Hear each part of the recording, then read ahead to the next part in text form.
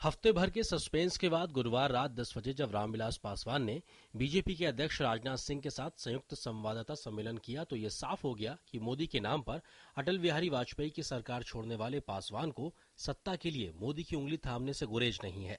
BJP को भी भरोसा है कि रामविलास पासवान के दलित वोटों के सहारे वो बिहार की सारी सीटों पर कब्जा कर लेगी।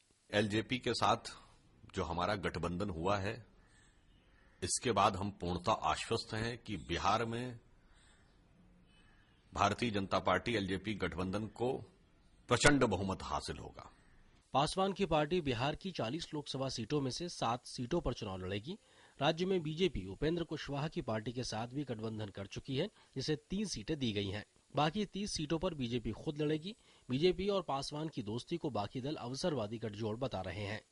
इतने दिनों से जो बोलते रहे, इसका मतलब है कि उस पर उनका कोई भरोसा और विश्वास नहीं था। परिस्थिति के मुताबिक जो उनको लगा कि उनके लिए बेहतर डील है, उसी के हिसाब से उन्होंने काम किया। तो राजनीति में तो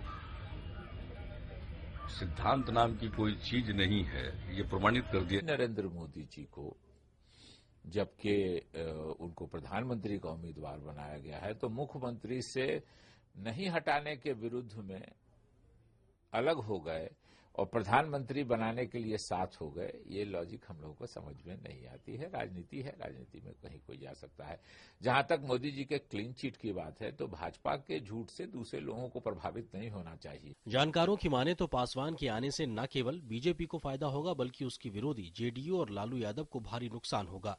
मोदी के खिलाफ बड़ा मोर्चा बनाने की आरजेडी और कांग्रेस की कोशिश तो नाकाम हो ही गई है। नीतीश कुमार को भी अकेले ही चुनाव लड़ना होगा।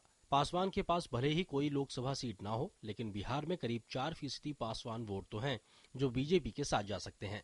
पासवान और बीजेपी के गठबंधन से मोदी के पक्ष में कोई लहर पैदा हो या ना हो, लेकिन बीजेपी का माहौल बनाने में मदद मिलेगी। अब देखना यह है कि बीजेपी, एलजेपी और कुशवाहा की पार्टी की तिकड़ी बिहार में नीतीश कुमार और लालू यादव को कितनी बड़ी चुनौती दे पाती है। Bureau report, DD news.